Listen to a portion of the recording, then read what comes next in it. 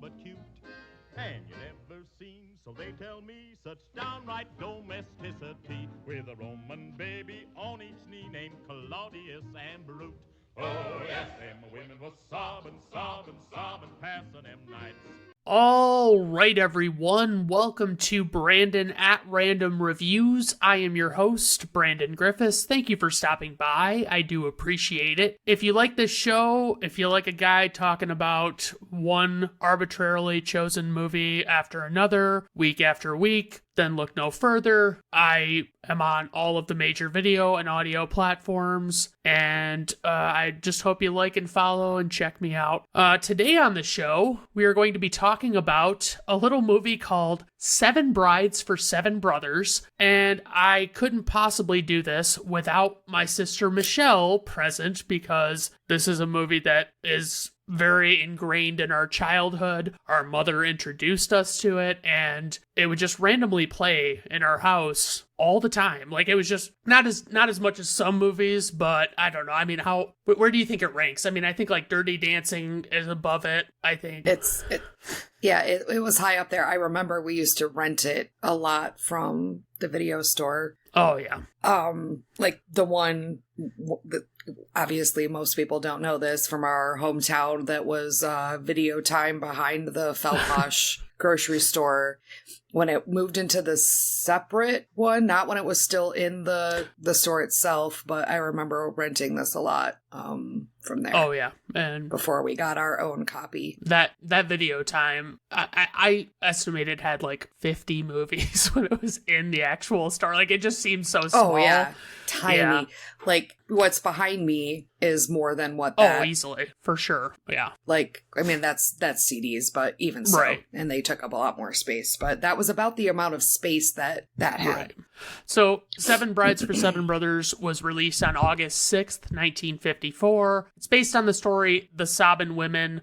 I don't know if you would say this movie is based wholly on that story, or it just has elements of that story. It's an Argosy, I don't know what the fuck that is, by Stephen Vincent Benet, and it was directed by Stanley Donen, with writers Albert Hackett, Francis Goodrich, and Dorothy Kingsley. And for the producer, we have Jack Cummings. There's actually a longer list of people that I figured was reasonable to credit for this movie's music. So lyrics, Jean DePaul, Johnny Mercer, musical direction, Adolf Deutsch, and musical supervisor, Saul Chaplin. And so this movie is, spoiler alert, a fucking musical, like full-on musical.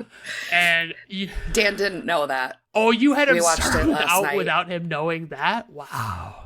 Yep. That's pretty rough. Yeah. So for the cast, just a few names here. Howard Keel and Jane Powell are the leads in this movie, and Jeff Richards and Julie Newmar, who played Catwoman in the 1960s Adam West Batman series, are all in the mix, and there are a bunch of people that are notable names. What were you telling me before we started, Michelle, about the... Oh, well, two things, right? One, I was shocked you didn't know that Julie Newmar was in this movie and played Catwoman. I had to tell you that, which I thought was really weird. I don't know why that is either. Like, I assume... Because Mom used to talk about that all the time. Right, but I think that's the issue. Is it was, she probably talked about it a lot when we first started watching it, and it was basically like diarrhea of the mouth for me to like listen to somebody talk about this movie.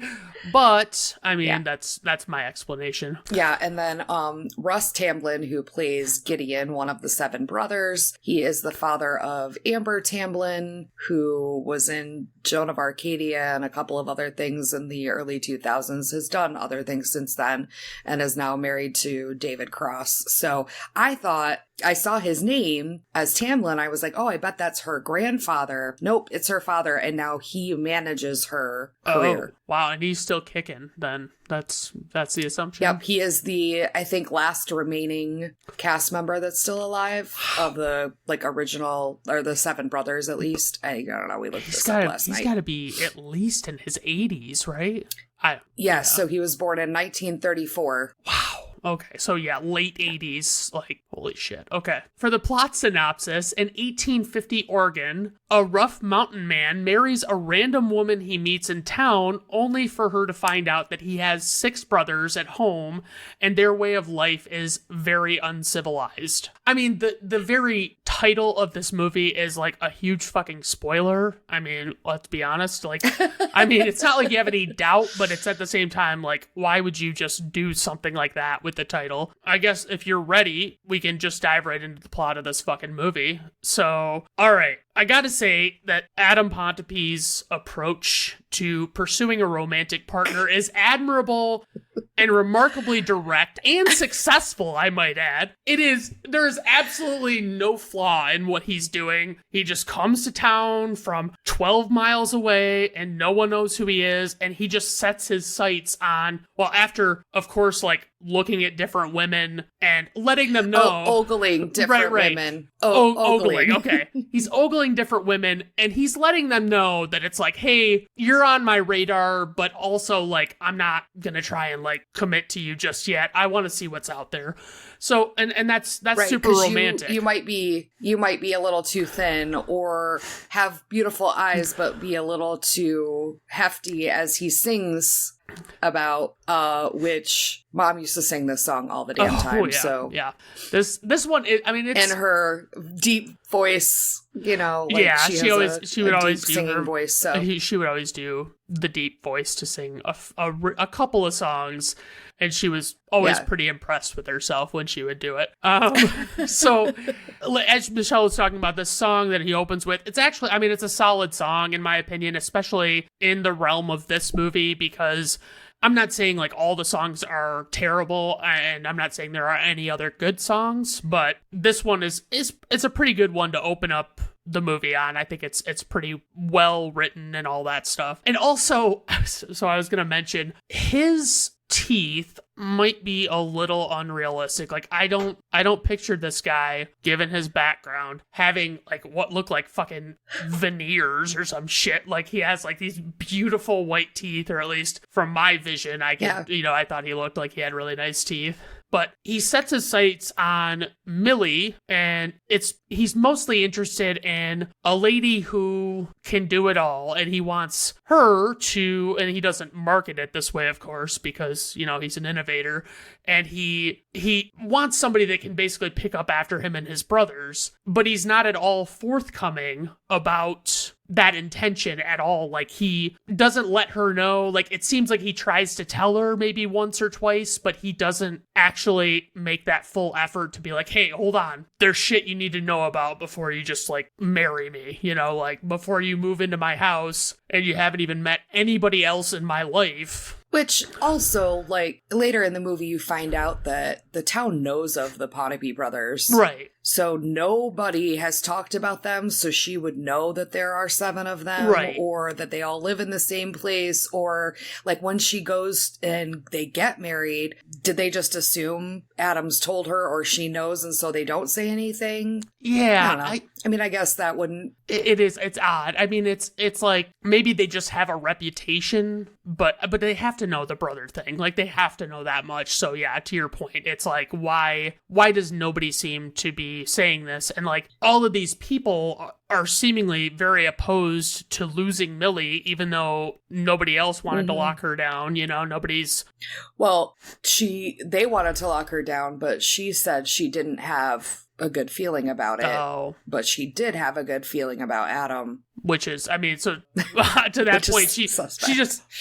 Ultimately, she's reluctant, but she just dives headfirst into the worst decision of her life and just... Well, yeah, and basically he sees her chopping wood and serving food and taking care of all these men, and so he's like, she can handle it. Exactly. And that's the thing, is it's like, You do. I mean, you see her doing all this stuff, and you know that he's like, oh shit, like that's what I'm talking about. Like, I need this chick in my life. It's questionable. I think it's safe to say nobody could watch this movie in modern times and not see all of this stuff play out and not have a reaction to it, not have like this is fucked up, like this doesn't make any fucking sense. But it is the premise of this entire movie. So they get hitched and they head out to Adam's place, and he says that it's 12 miles away, which historians estimate would have felt like a 6 to 8 month trip without iPads or anything. Just, I don't know what the fuck you do on a 12-mile wagon ride. You have to stop and sing a song, which is one of the times where you see she's picking something to make soup with, and you can tell that he's about to come and say something to her about, oh, you probably need to pick more because I have 6 brothers, but then she bursts into song. And one of the notes I had was that I don't know the words to the song because Mom always fast forwarded through it. So I got clarification. Understandably so. She fast forwarded through all of Jane, whatever, Millie's, Powell. Yeah, Jane Powell's Yep. songs. She hated her when she was singing alone because she said she was awful. So just to clarify that. She thinks that about a lot of... Oh, yeah. But that song, I don't care for. The one she sings later by herself, it's fine. But I will say that song in particular, that first song she sings is like when he goes to start talking about his brothers to her and she starts singing, it is like such a jarring transition for like to go from her calm singing voice. Even for a musical. Right. It's like, yeah, you expect that. You expect it to be weird in a musical because people don't do this in real life. But it's like she has this really calm, fairly laid back speaking voice. And then it's like just like she's fucking belting it out like from the get go. It's not like it just like gradually progresses into a louder song. It's like right out of the gate, she is fucking just going all out on this fucking song. People I work with are always very shocked by the strength and loudness of my voice. And so I said, I think the problem was doing theater in high school. Somebody once told me the person in the back row of the balcony needs to be able to hear you. We didn't have microphones, like some of that sort of stuff. Right. I took that very to heart, and now my voice carries just a bit. I mean, well, there are worse things. I mean, at least you're not one of these people that is just like chronically loud, like on a level of like, if I'm having a conversation with you, I don't have to be like, good God, and turn my phone volume down or whatever. It's just, that's awful. And so she gets done singing the song and they make the rest of the way to the house. Of course, the shit really hits the fan, and Millie finds out that Adam has these 6 scrub-ass redheaded brothers, and they all live with him, and they... Yeah, well, she asks, you all live around here. Right. He said, not round here. Right. And like, they're fucking filthy. They fight constantly. They don't have any manners whatsoever. The house is disgusting. Yeah, the house is just not picked up at all. It's like just... They've got animals, like barn animals, just like hanging out in the house. Which is, that is insane. So... Basically, so Mom had stopped by while I was watching this because she was at her rental house down the street. So she texted me to ask if I was home, and she stopped by and she walked in and saw me watching this movie. And she said, I don't think that oldest brother is really a redhead. And I was like, the oldest brother? Do you mean Adam Pontypridd, the main fucking character of this story? Who the fuck are you? Like, I don't even know who you don't know who he is. Like, shit. Like, I don't even like. Although I will give her the benefit of the doubt now that we used to harass the hell out of her for not remembering things. And now that I'm getting older, I don't remember. Like, well, this is the thing though. I remember shit from 20 years ago. Like, it's the back of my hand. Right. But like anything from the last week or last couple of months, can't tell you. Right there with you. So at least there's that. But at the same time, we did watch this movie like every freaking week for several years. Yeah. But maybe she hasn't watched it since then. But and she we have, but she owns it on DVD. Nostalgia. Like, Emily was with her Yeah. wife, and Emily hadn't seen it, and I said, oh, you gotta fucking just watch this movie, just, even if you're, like, just to be shocked and, like, to make fun of how ridiculous it is, like, Right. you've gotta see it. Yes. And yes, Emily would have she'd be mortified. had all of the Ponape brothers in jail. Oh God, yeah. Yes. And I mean, so she mentioned that she's like, oh, I'll have to check it out sometime. We'll have to, rent it or see if it's on streaming. And Mom was like, well, I have the DVD of it. It's down in the camper. It was like less than a quarter mile away. And so it's like, I know at least it's not like she hasn't seen it in a very long time. It could have been a while. Yeah, she knew she had it. Right, Yeah. right. So yeah, the brothers are all farmers, and they immediately notice that, hey, it almost kind of seems like Millie isn't super happy after finding out that we live out here, and that she's basically going to be picking up after us and cooking for us and just, doing all that stuff. Millie and Adam argue about how she only knows, like how he only didn't tell her because he assumed that she wouldn't want to marry him if she knew, which is like, oh, that's nice, Adam. Yep. So what do you know? Right. And so it's just like Adam is initially forced to sleep outside in a tree, and this is like the most short-lived idle threat of all time. It's just like, it is, he doesn't even make it 15 minutes. Like, she's like so pissed at him. She's like, you're not sleeping in my bed with me. I am gonna have the bedroom. And he elects to sleep outside the bedroom window in a tree. And after like a 2-minute conversation, she's like, oh, well, I guess, I'll just let you come on in. Well, she sings a song to him about when you're in love, blah, blah, blah, blah, blah. Right. And who's in love in this situation? Who's like, who are we talking about here? Couldn't tell you. So Nope. The next morning, Millie surprises the brothers by cleaning all of their clothes and telling them that she wants to withhold breakfast. One of my favorites. If they don't let her, or if they won't let her clean their underwear that they are wearing. It's like the last piece of clothing they have that isn't being washed, and they reluctantly go along with it. And I'm going to make a bold assertion here. I feel like with multiple other times in this movie, maybe these 6 backwoods country boys probably wouldn't give a shit if Millie like wanted this or wanted that. Like they would probably not put up with it. But I know it's a fucking movie, but I just got to be that guy that says that out loud. Oh, what do you mean? Like they would have said, hell no, you're not getting our long underwear. Right. And they would have not given it. Right. But at the same time, but she entices them with the smell of her cooking, and they yes, probably haven't had a good meal since their mother died however many years ago. Right. That's fair. And so Millie and the brothers, with the exception of Adam, decide they're all going to make a trip to town because, yeah, I'm sure that's a trip you want to make like multiple days in a row. Yes. And also they all had nothing to do. No.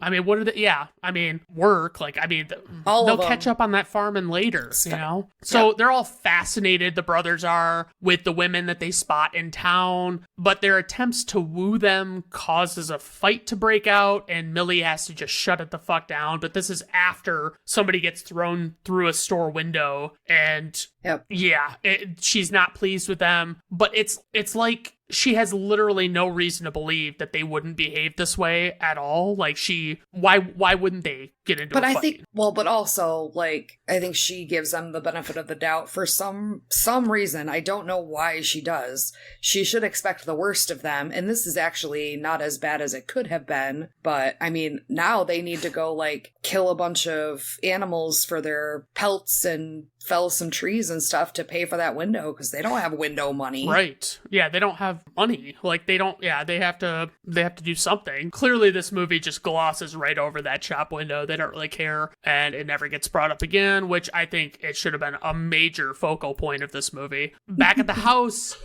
Adam is very cynical, skeptical, whatever you want to say, as Millie is just dead set on turning these guys into gentlemen. They're trying to unlearn all of these things that they've been living for their entire life. However long. So she puts them all in their totally not gay, color-coordinated shirts, and Well, wait. No, that doesn't happen yet. They've got to do the Go and Courtin' song first before she does that. Yeah. Which is an epic, amazing song where she is teaching them how to dance and teaching them through song how to be human in the way that they're talking to women. And it works. Through the course of a 2.5 minute song, they are completely where they need to be. Then, like, right after that, they're all in their matchy color shirts, and it's a month later, which she says that very quickly, like, oh, you know, we've got a month until the barn raising and picnic, and then flash forward a month, and then they're wearing their new shirts, and they're all, you know, whatever. So there has been a month of teaching,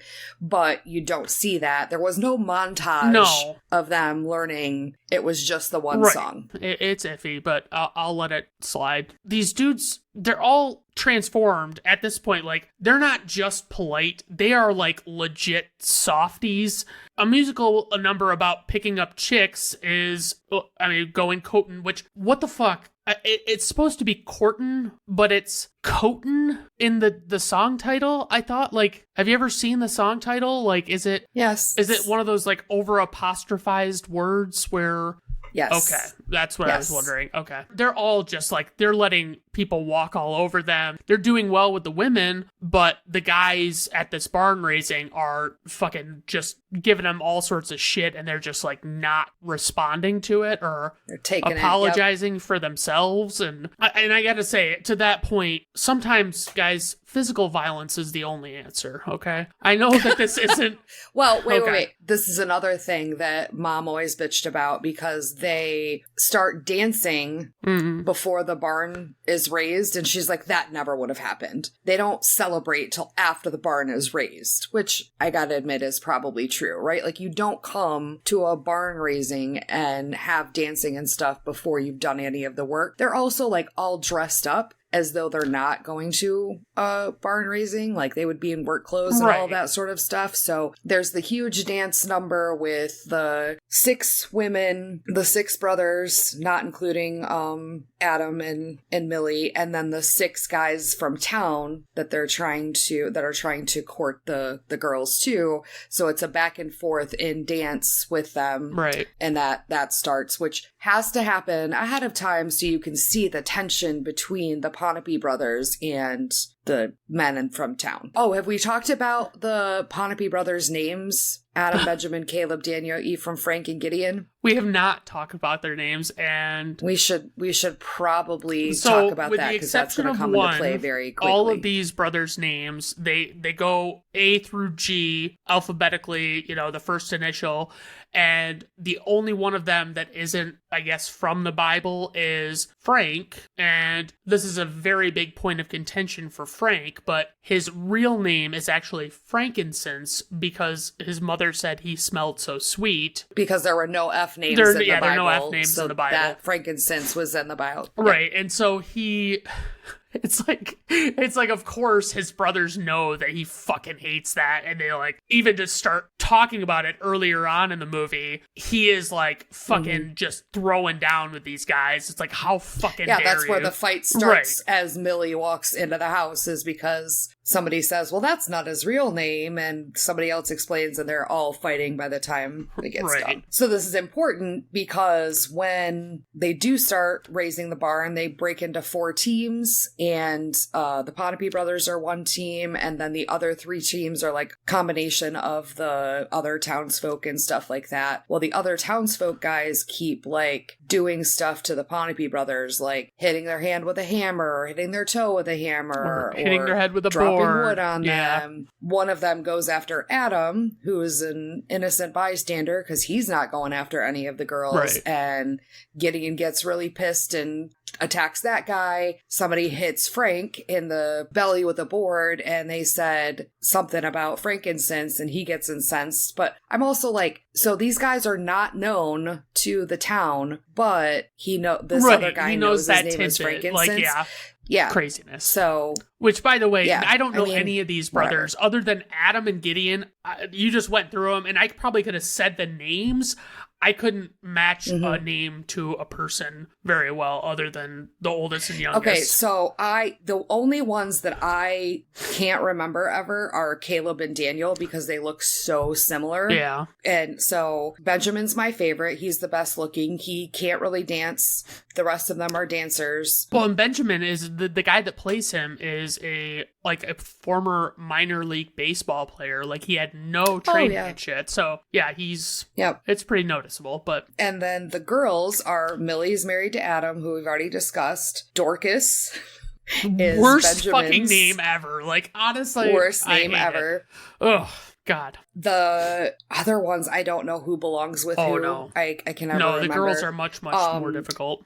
It's Martha, Sarah, Ruth, Liza, and Alice. Alice is with Gideon. I do know that. Yes. So anyway, back to our barn raising. They get in the fight, and somehow, even though they're like pretty far along in this barn building, because of their fighting, all the walls fall back down. Right. And you see Millie crying in the side because she had told them not to fight and all of that sort of stuff. I, for one, was shocked by their behavior. I just couldn't believe that they would start resorting to that. You know, it's just unbelievable. But don't you, when you're in a fight with someone, get up on a well-roped twister and dance on it? Isn't that usually how you would fight someone? I'm sorry, is there some other way to fight? What else do you do?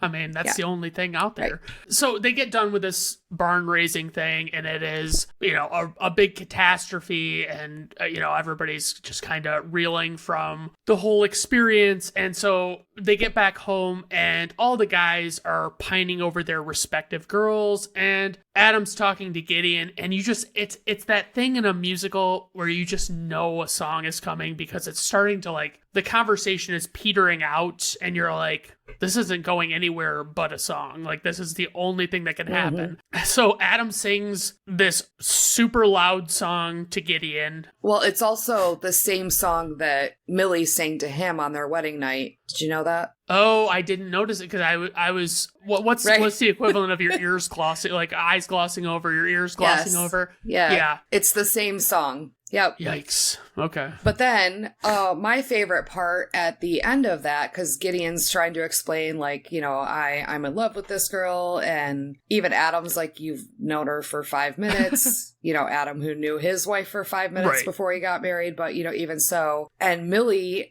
comes up and is watching them, and, she's feeling all this love for Adam because Adam's singing the song she sang to him, and, he must love her now, and blah, blah, blah. Then at the end, Adam looks at Gideon and said, well, if this doesn't work out, you'll find somebody else because one girl's pretty much the same as another. What a class act this Adam is. I just love him. He's just such a great guy. They have their nice, this was a mom favorite as well, the Lonesome Polecat song. Yeah, that's my favorite song. It's the best. I'll say it's number 2 for me. I like the one that's coming, right later better, but it's basically they're all just pining over these women, and there is this, it's such a good song. And I was reading through trivia, and evidently it was one continuous take, the song. It was all, it might have been different cuts and stuff, but it was all of the same take from what I gather. Which isn't surprising for musicals because that's how you do that, right? You have to get everything with the choreography and the music and all of that sort of stuff because you're usually doing this on a stage. And I don't know if you knew this, but this was not filmed in the mountains in Oregon.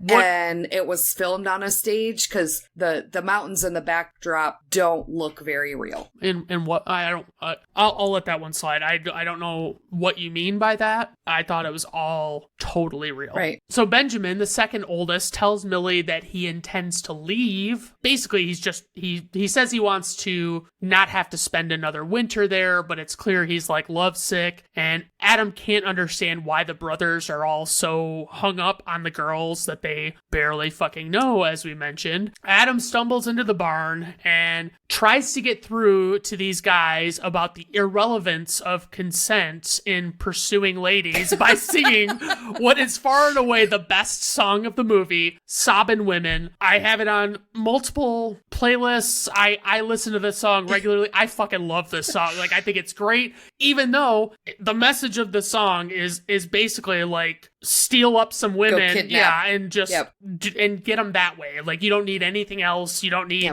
to run it by them really quick or anything like that. So and as Brandon mentioned at the beginning, this was based on the Sabine women in Roman times, and that's part of the song is like he's talking about reading the book that Plutarch writes and about they go and capture these Roman women, so they're going to do the same thing with their right and women. So there's this thing that always happens in musicals, and I know this is probably obvious to say, but it's like Adam walks in and he starts singing a song to these seemingly unsuspecting guys, right? And he's telling them, through the lyrics, he's telling them what they need to consider doing. These guys who clearly do not know this song, all of a sudden, all 6 of them break out into full choreography and start doing backup vocals, and they don't even know the full cadence of the song. How are they supposed to execute this? But they do it beautifully, and I don't know how that works, but it's a pretty solid number. I'll just say that, like, despite some things. Well, and there's a line in there that says, "When the menfolk went to fetch them, the women would not be fetched. It seems when the Romans catch them, their lady friends stay catched." And so you're trying to figure out, how are they going to catch these women and not have them, their families or boyfriends or whatever, find them, all that sort of stuff. Right. On that note, the 7 brothers all go to town, led by Adam, and they take the women they want by force. Yeah, so they go through all the brothers, they, find their significant others. What always surprises me is, like, some of them are, like, leaving, visiting another family, and another's baking a pie, and another's sitting in their parlor with their parents, and another is going to bed. It's like, what fucking time of day is this? Right. It doesn't make any sense. Anyway, they all go throw blankets over the heads of the women and bring them back to the sled or sleigh or whatever, except Gideon, who is pretending to be a cat outside, which I think is one of the funniest things in this movie. I mean, I love Gideon. Let me just say that. I think Gideon's great. The best. And every time we meow at our cats, that's what I think of, because he meows at first to get somebody's attention, and then it's taking too long, and the boyfriend of Alice comes out around, and Benjamin luckily catches him before he hits Gideon with a shovel. Mm-hmm. And Benjamin says, "Hurry up," and Gideon starts meowing frantically, like, meow, meow, meow, meow, meow. So it's ridiculous. I mean, I do love it, though. They scoop up these girls, and the girls are all mortified, and I don't think mortified is the right word.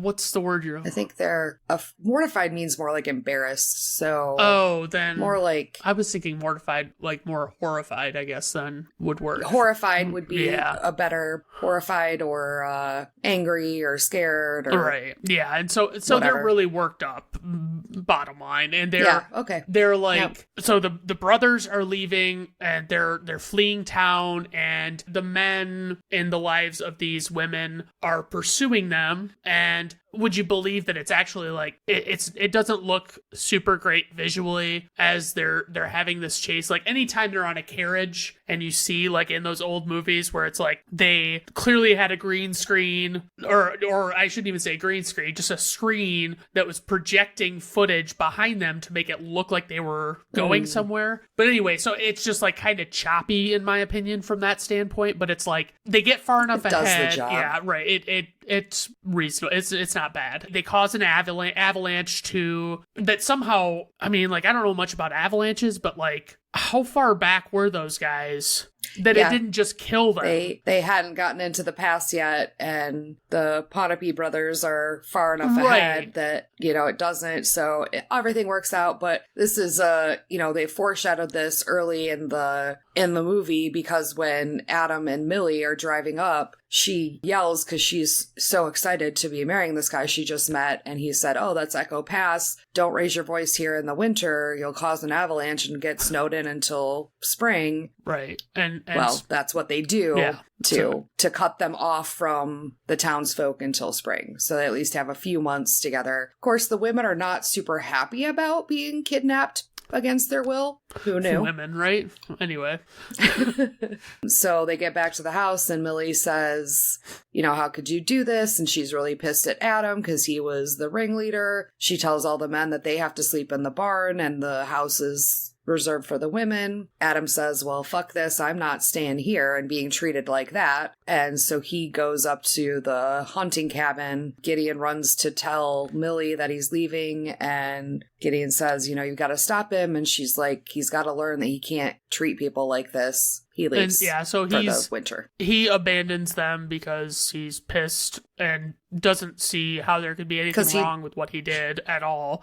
Right, he did something wrong, so he's going away to pout because he got in trouble for doing something bad. And so with the girls inside the house and the boys are doing their regular work outside of the house and all that stuff, there's some trouble being made by the girls. They're throwing snowballs at them. They're dumping water on them. They are... Snowballs with rocks in them. Yes, my bad. And what else did they do? Something else. I can't remember what. But they're basically just like being... It's not like they're out of line with what they're doing. It's just like... It obviously pisses the guys off that they're doing this. And so all the girls band together and sing a single song, and it carries them all the way through winter. And then It's the longest song ever. It is. It goes because there's there are multiple locations in this song. Like they're all over the place, and it's like, holy shit. Once the song is over, spring hits and it's nice outside, and all of the respective couples are doing things together and singing another song. Except that you miss one thing where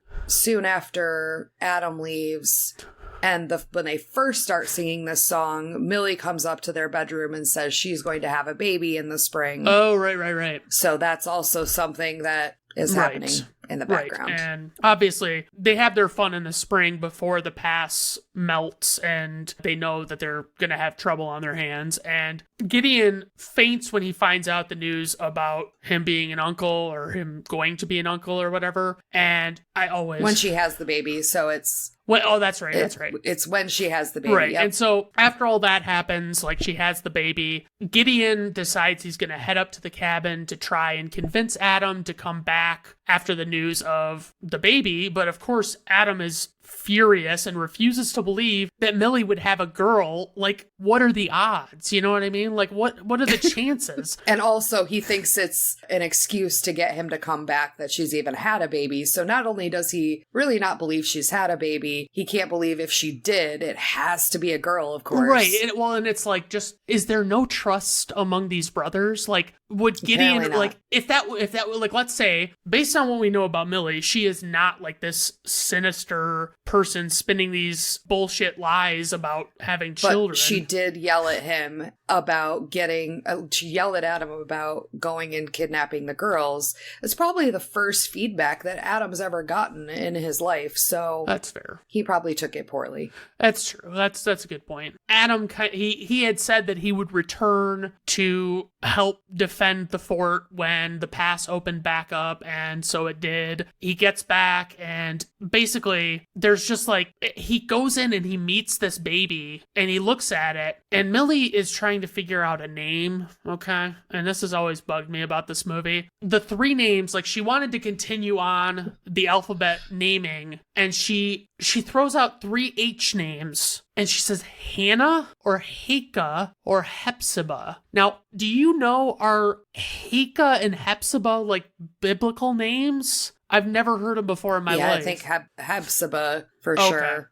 I just, Heike... I trust Millie. Right. She would know. That's true. She wouldn't lie about that. And so all of these men from the town, they're hammering this giant ring that I guess is a bell for them and letting everybody know the pass is open. They're all coming out to get the women back. Well, the women don't want to be taken back at this point. No, right. They have been... Stockholm Syndrome set in really heavily here. And it is just like, wow. You know, like they're really... So when Adam comes back, the guys go to get all their weapons and the girls flee, try to hide so that they don't get taken back by their male family members. So when the townsfolk come, Adam tells them we're not gonna fight them. Like, if somebody gets hurt, it's gonna be one of their family members or friends. Right. Like, you can't just shoot somebody or whatever, because he's learned a lesson. Yeah, because he's essentially, he says, as he looks at his daughter for the first time, he says he would essentially kill a guy if they had done to his daughter what he did to those, his brothers did to those women. I mean, so he's just like completely changed his tune and actually sees seemingly the error of his ways. As the townsmen arrive, there's not much in the way of fighting, as Michelle mentioned, and they hear the baby and they confront the girls without, Millie's not with them, but like they confront the 6 girls and say, whose baby is that? And like they all get put on the spot and they kind of exchange glances with each other and they all say, mine. And so this is their play to keep themselves at this place, even though...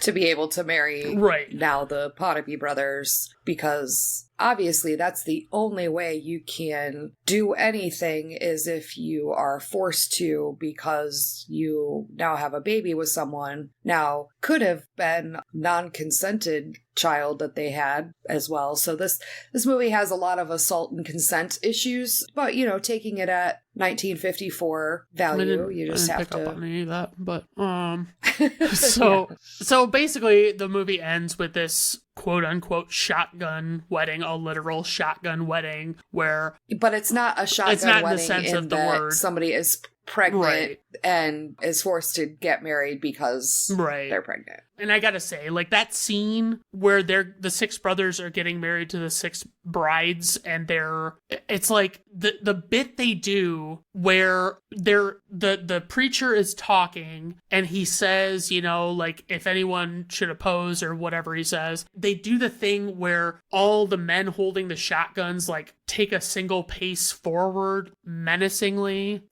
I'm not. I don't love it. But yeah, that is how 7 Brides for 7 Brothers from 1954 ends. And Michelle, what's your praise for this movie? What things do you like best about it? I like the majority of the music. Most of the performances are okay. You can see that there are better singers in some ways, better dancers in some ways, better actors in some ways. I think the main characters do fine. I mean, I think Gideon's obviously a favorite, as we've already mentioned. Yeah.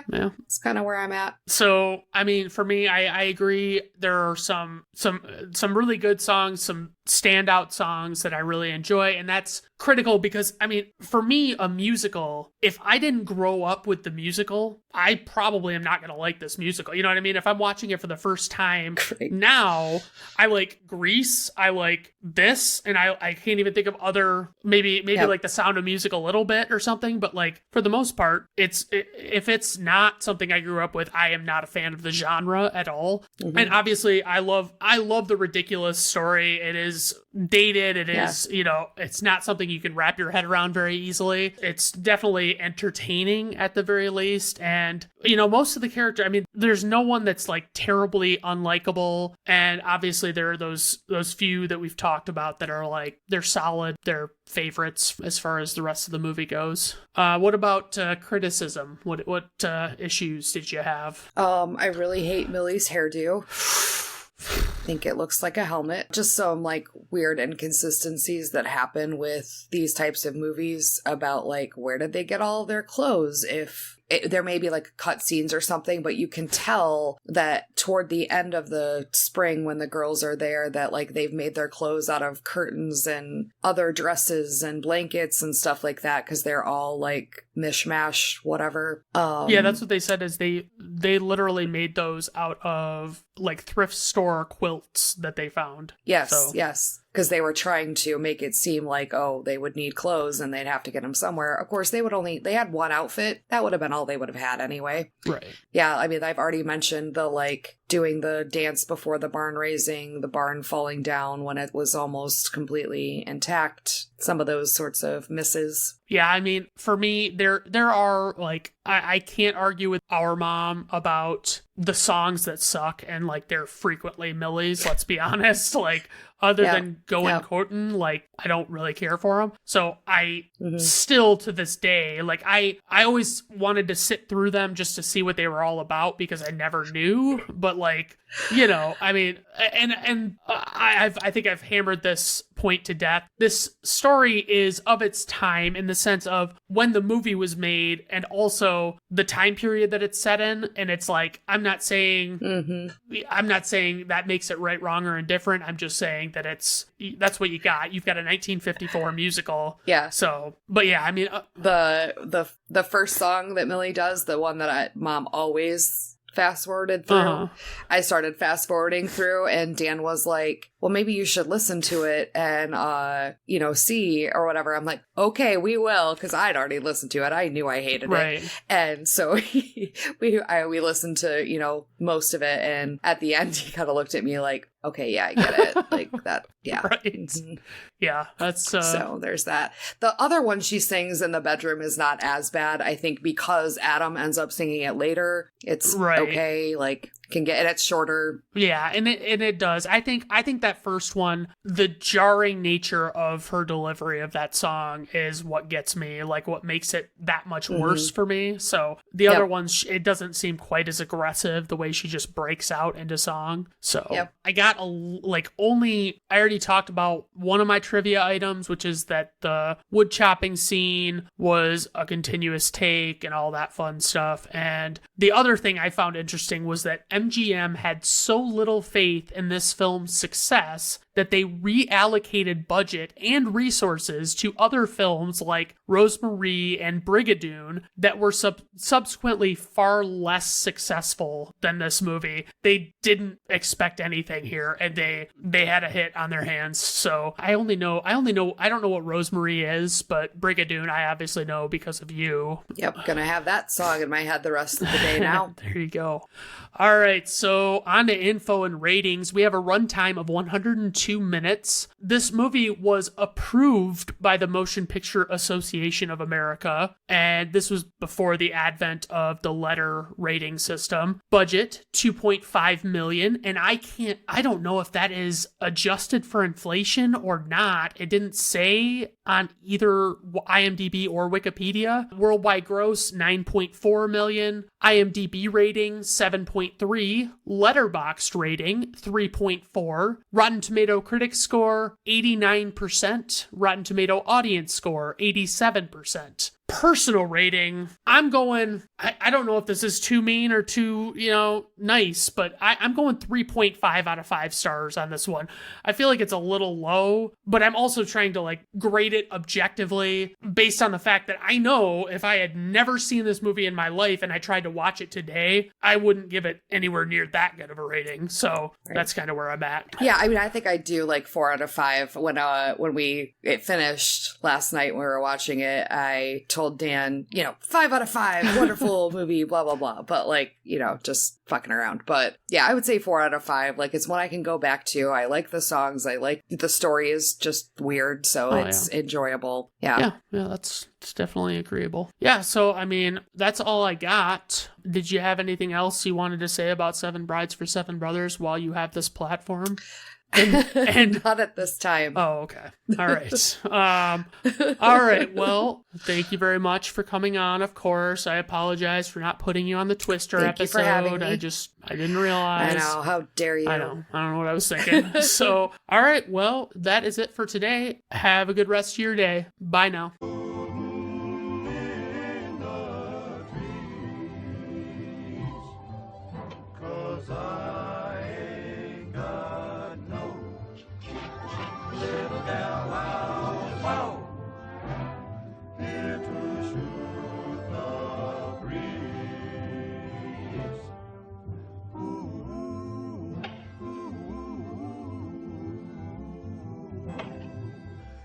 and shoot no breeze with a bunch of trees.